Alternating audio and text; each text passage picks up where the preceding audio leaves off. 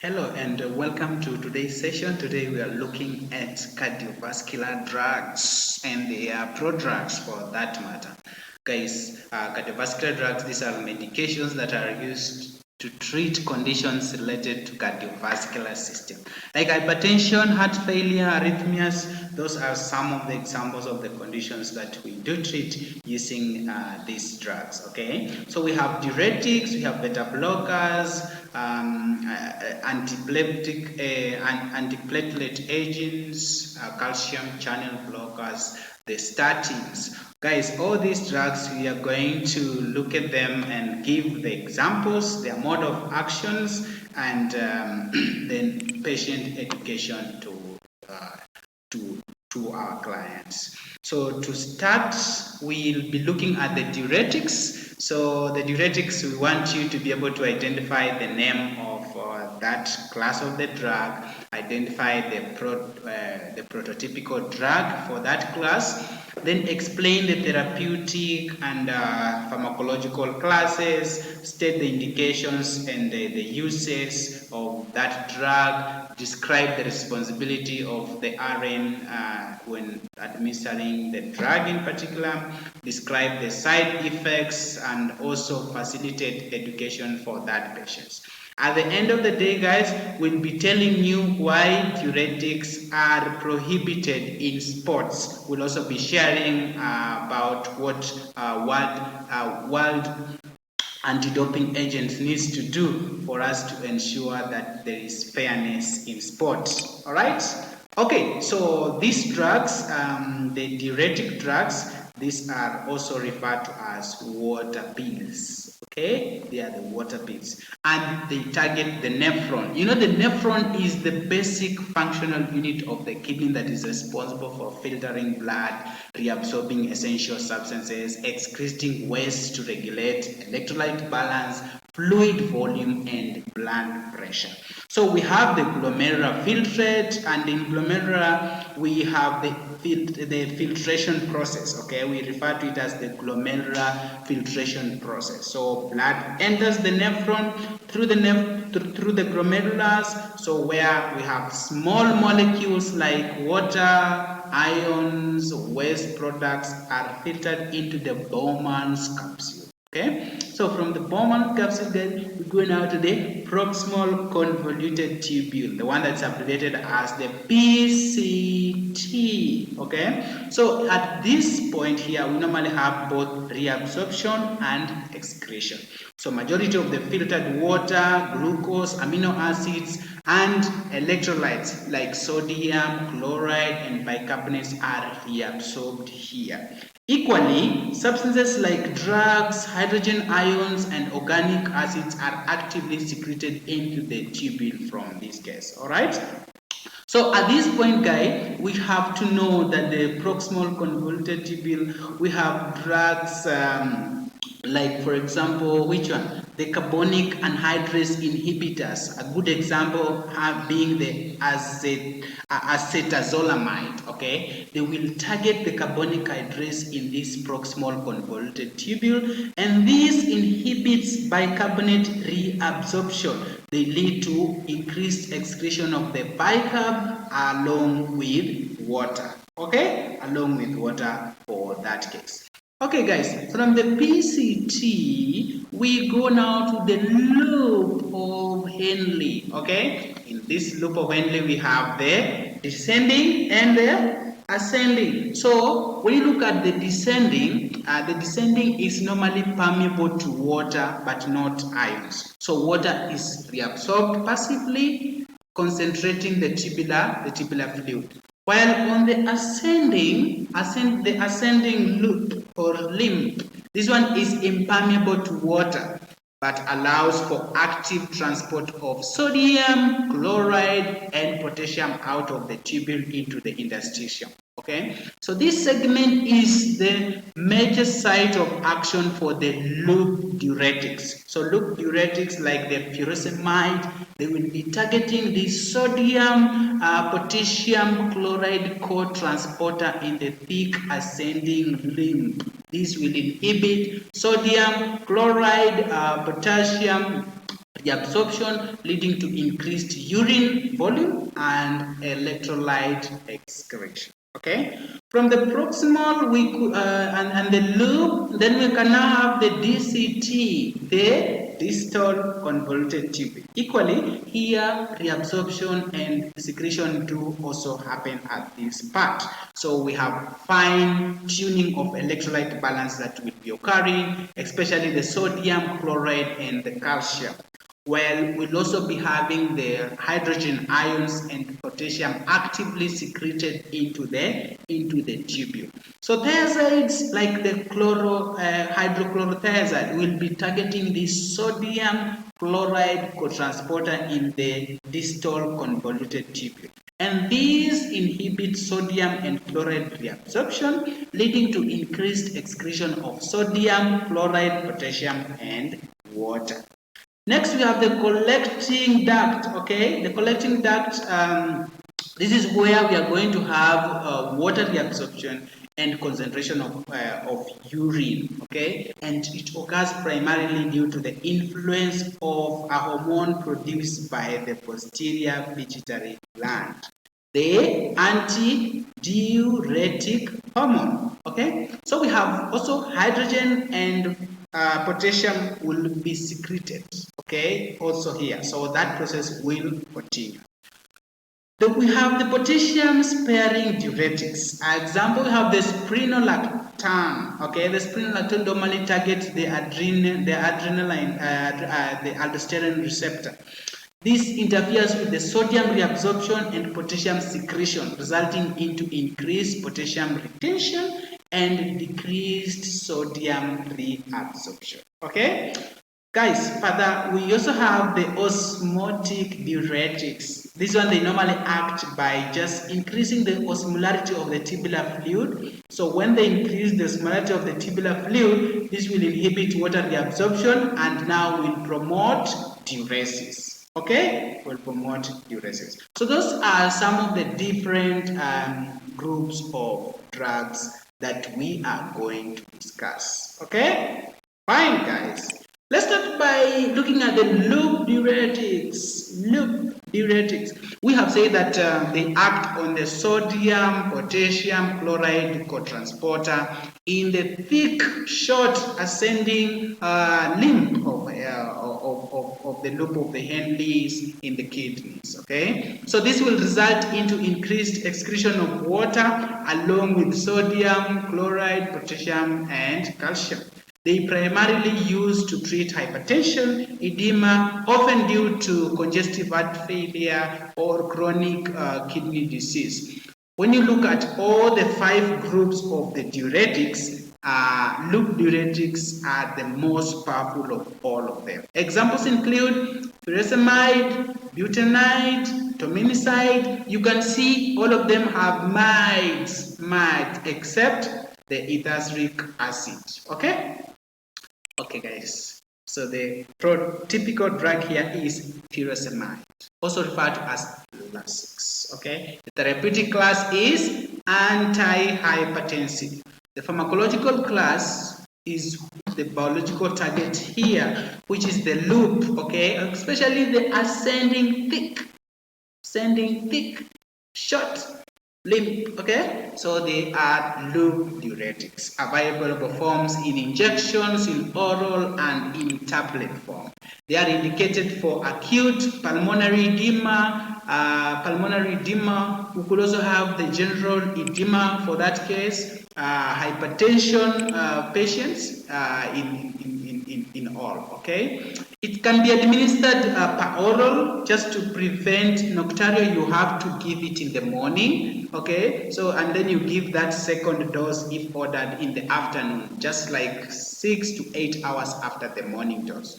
You have to store these tablets in light resistant container to prevent discoloration. Okay, although we have to know that it doesn't affect potency. IV administration, if discolored yellow, please don't use. So for direct injection, you have to give over 1 to 2 minutes. Okay, because if you do rapidly, we could result into ototoxicity. So to avoid ototoxicity, you infuse at the rate not greater than 4 milligrams per minute. Okay. You also use prepared infusion solution within the 24 hours. Incompatibilities, we have acid solutions, amrinone, cipron, milrinone. They may not be okay for that. Okay. So we could also administer it IM. So also to prevent nocturia, you give it in the morning and 6 to 8 hours after the morning dose. Okay, give the solution undiluted. You record the administration site. IV administration is preferred over IM for that case. Okay.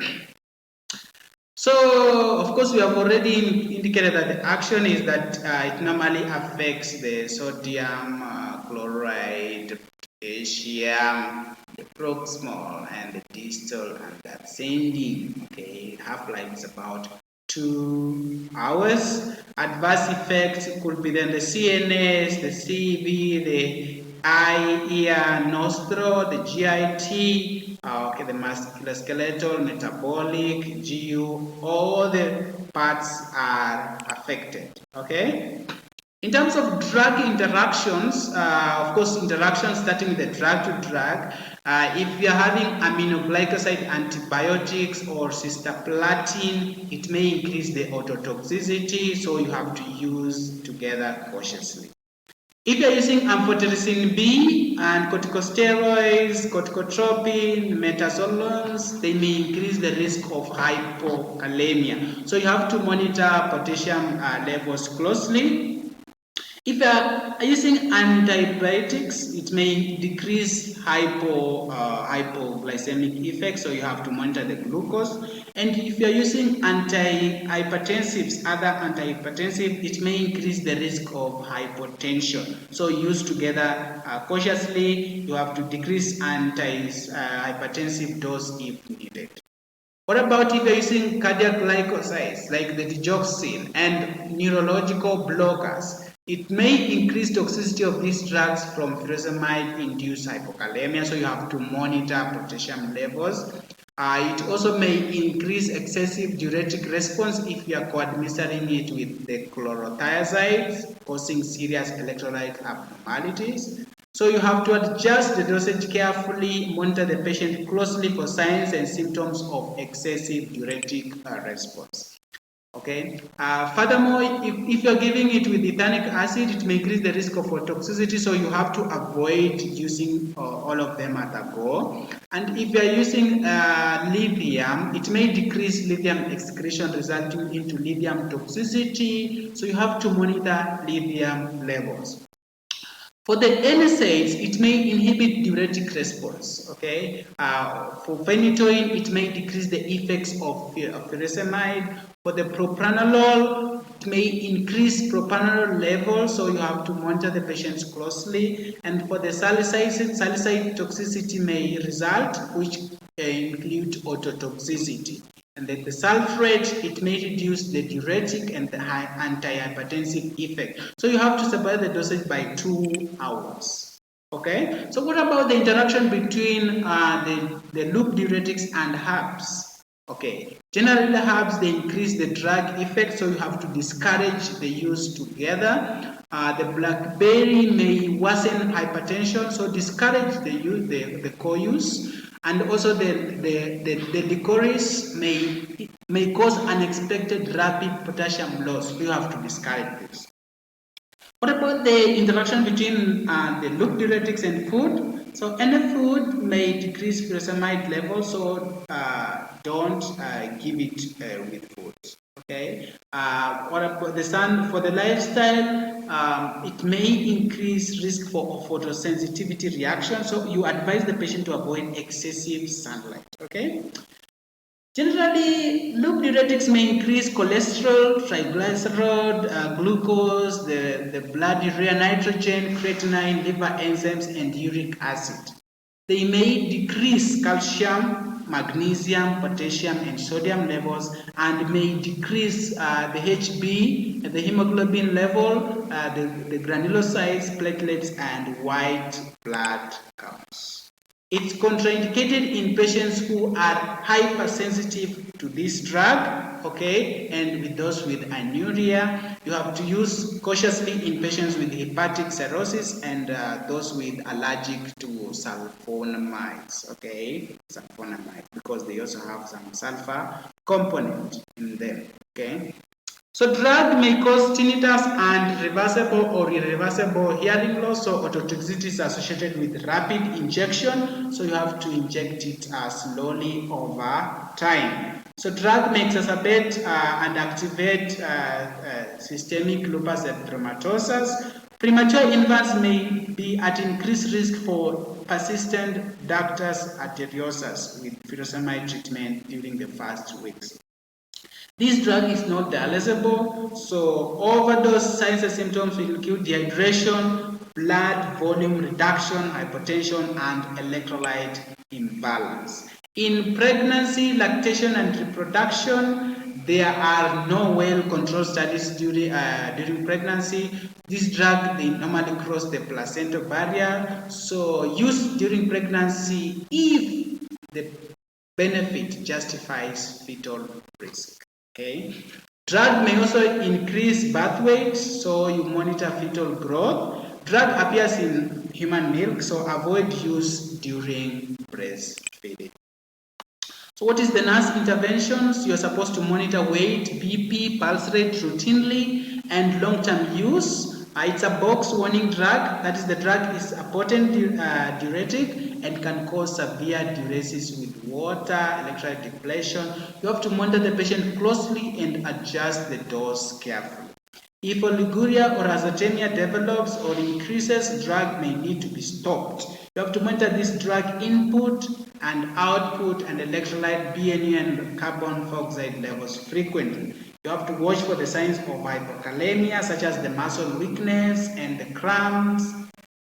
Also, you have to consult the dietitians about high potassium diet or potassium supplement, and then monitor glucose level in patients with diabetes. The nurse also, you have to know that drugs may not be absorbed orally in patients with heart failure, so drug may need to be given IV even if the patient is taking other oral drugs. So monitor the uric acid, especially in patients with history of gout. And then monitor all the patients who are especially susceptible to excessive diuresis because of circulatory collapse and the thromboembolic complications being possible. Monitor patients with signs and symptoms of urine retention due to blood emptying disorders, prostate enlargement, urethral narrowing, or worsening of symptoms, especially during initial treatment. Okay, then you have to monitor renal function and renal ultrasounds. Don't confuse it to the look-alike drugs, okay, like the torsenamide. They are different, all right? So you have to advise the patient to take these drugs in the morning so as to prevent the need to urinate at night. If a second dose is needed, you have to administer it in the afternoon. That is 6 to 8 hours after the morning dose. You have to inform the patient of possible need for potassium and magnesium supplement because these drugs normally leads to hypokalemia. Okay, you have to instruct the patient to stand slowly to prevent dizziness and to limit alcohol intake, strenuous exercise in hot weather so as to avoid worsening dizziness upon standing quickly. Advise this patient taking loop diuretics to report all the adverse reactions, to immediately report ringing in the ears, which could denote ototoxicity that's associated with rapid infusion. You have to discourage this patient from storing different types of drugs in the same container because this could increase the risk for drug errors. You know, the most popular strains of furosemide and digoxin is that there are white tabs that are about equal in size. So that should be able to be noted. You tell the patient to consult the physician before taking any over-the-counter drugs, and you teach the patient to avoid direct sunlight and to use protective clothing and sunblock because the risk of photosensitivity reaction normally skyrockets. All right, so from loop diuretics, now go now to the thiazide diuretics. Okay, so while the loop diuretics are the most powerful, thiazide diuretics are the most prescribed diuretics. Okay, the most prescribed diuretics. Examples include hydrochlorothiazide, chlorothalidone, indapamide, and metallazone. They are indicated for conditions such as hypertension, edema associated with congestive heart failure, nephrolithiasis. These are calcium stones. We have excessive calcium in the stream. You have to give these drugs. They can be able to assist, and also diabetic insipidus. They work by inhibiting sodium and chloride reabsorption in the distal convoluted tubule, and this leads to excretion of water and electrolytes. So you have to monitor for blood pressure and fluid balance, assess for signs of hypokalemia and natremia and dehydration, and educate patients on dietary intake and potential side effects. Then encourage adequate hydration unless contraindicated. They primarily work in the distal convoluted tubule of the kidney, inhibiting sodium and chloride reabsorption. Also, by increasing calcium reabsorption from the lumen, they can also be very helpful in preventing these kidney stones that you have said. So this is in exchange for sodium. Thiazide will reduce the urine calcium levels, increasing blood calcium. So the bones end up being strong, and it prevents the formation of these kidney stones. So these drugs, they can raise calcium levels by preventing calcium from being released into the urine. Okay. The next is potassium sparing diuretics. These diuretics, they reduce potassium excretion, thus help in maintaining potassium levels in the body. They work by either antagonizing the aldosterone receptor, so we have aldosterone antagonists, or by directly inhibiting sodium channels in the collecting ducts, so we have the sodium channel blockers. Examples, we have the amiodarone and trimethoprim as the sodium, okay, and the spironolactone and the eplerenone as the aldosterone antagonist, okay, and that is where they are working. All right, okay, right, okay. We have now carbonic anhydrase inhibitors. These drugs inhibit enzymes carbonic anhydrase, which is found in the proximal convoluted tubule, and this enzyme is responsible for reabsorption of bicarbonate ions. So by inhibiting these enzymes, these drugs, they promote diuresis by increasing excretion of bicarbs, sodium, potassium, and water. They may be administered topically, orally, or IV. Examples of carbonic inhibitor medications currently available have acetazolamide, methazolamide, dozolamide, brinzolamide, diclofenamide, and ethazolamide, zonazimide, the mides, okay? Acetazolamide is the prodrug here, okay? They bind to carbonic anhydrase enzymes and inhibit them, and they end in zolamides, okay, for that case. They can also be used in treatment of glaucoma or to alkalize urine, okay, alkalize urine, and also mountain sickness and epilepsy. So acetaminophen is the classic treatment option for glaucoma as it causes reduction in aqueous humor.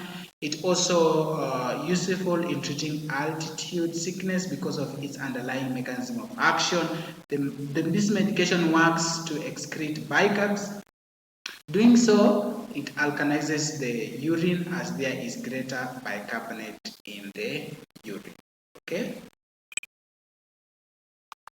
So lastly, we have the osmotic diuretics. These agents work by increasing osmotic pressure within the renal tubules. So when the pressure is increased, it will inhibit water reabsorption and it will promote diuresis. The therapeutic class is the diuretics, of course, but the pharmacological class, they are referred to as osmotic diuretics. They are available in different forms, injections, and in solution for irrigations.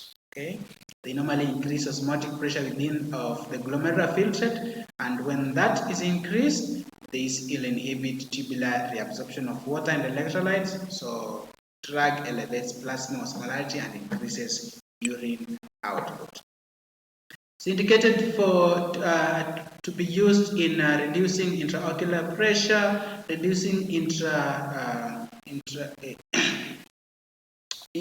to reduce also increased intracranial pressure and treat cerebral edema, and can also used in irrigating solution during the transurethral surgical procedures. So given by IV, and the onset is between 0.5 to 3 hours, and the peak is between 20 to 40 minutes. Okay, the half-life is about 0.5 to 2.5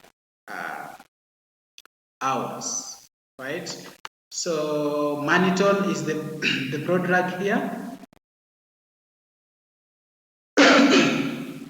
So 5% is used for irrigation. So administer only through transurethral instruments. Don't warm above 66. So the solution contains no preservative. Discard unused portion. You have to store it at room temperature. Okay. For the IV one, you have IV infusion through central venous catheter is preferable. You have to dissolve crystallized solution. Cool the body temperature before giving. Don't use solution with undissolved crystals. You have to give intermittent or continuous infusion at prescribed rate using an inline filter and infusion pump. Don't use an injection, a direct injection. Don't use the polymer bags in series connection. Okay? You give it through filtered administration set. Use a blood filter to avoid infusing these crystals. Check patency at infusion site before and during the administration. Then monitor the patient for the signs and symptoms of infiltration. If it occurs, watch for inflammation, edema, and necrosis. Don't give an IM nor subcute. You have to turn off the pump before container runs dry. Discard unused portion and store at room temperature. Don't freeze. It's incompatible with blood products and other drugs. Side effects affects almost all of them: CNS, the CV, the genitourinary, gastrointestinal, metabolic, skin, respiratory, right? Interaction with other drugs is that with diuretics, it may increase the risk of renal toxicity, so you avoid use together. Lithium, it may increase urine excretion of lithium, so you have to monitor lithium levels. For nephrotoxic toxic drugs like aminoglycosides and the cyclosporine, it may increase the risk of toxicity, renal failure, so avoid use together. Neurotoxic drugs like aminoglycosides may increase the risk of CNS toxicity, while opioid analgesics may increase diuretic-related adverse effects. Sodium phosphate may enhance nephrotic effect of sodium, so you have to consider therapy modification. For tobramycin, mannitol may increase the nephrotoxic effect of tobramycin, so you avoid combination. Okay. So they have effects of some lab where the osmotics may increase or decrease sodium, potassium, and other electrolyte levels, and they may also interfere with tests for inorganic phosphorus. Contraindicated in patients who are hypersensitive to the drug, and also patients with anuria, severe pulmonary congestion, frank pulmonary edema, active intracranial bleeding, okay, except during cryotomy. Okay. So it's approved for use in children for the reduction of ICP and intraocular pressure. Studies haven't defined the optimal dose in children. The safety profile for children is similar to that of adults. However, children who are younger than age 2, particularly preterm, term infants, may be at risk for fluid and electrolyte abnormalities due to decreased glomerular filtration and limited ability to concentrate the urine. Mannitol may also increase the risk of post-operative bleeding after neurosurgical procedure or traumatic brain injury due to increased cerebral blood flow. Also, use cautiously in elderly patients with renal impairment. It's a good thing is dialysable, and overdose will result in signs and symptoms such as renal failure with increased electrolyte excretion, orthostatic tachycardia, hypotension, decreased central venous pressure, CNS toxicity. All right? Okay. So what are you supposed to do? You're supposed to monitor vital signs, including central venous pressure, fluid intake and output hourly, report increasing oliguria, check on weight, renal function, and when treating elevated intracranial pressure, you also have to monitor serum osmolarity, electrolyte levels, acid-base balance, osmo gap, and the renal, cardiac, and pulmonary function. You have to use a catheter in patients with renal incontinence. If a patient has a catheter, you have to use an hourly or urometer collection system to evaluate output accurately. To relieve thirst, you give oral, frequent oral fluids. Okay, you have to monitor IV site closely for infiltration and evastration. And you don't give electrolyte-free solutions with blood. Okay, if blood is given simultaneously, you have to add 20 milliequivalents of sodium chloride to each liter of the drug solution to avoid the pseudo-agglutination. Also, be aware of the look-alike, sound-alike. Don't confuse osmometol with esmolol. Right? They are different. Okay.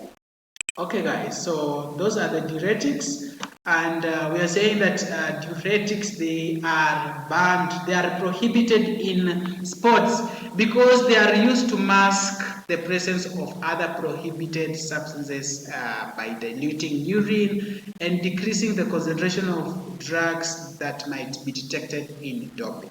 So the diuretics themselves are not actually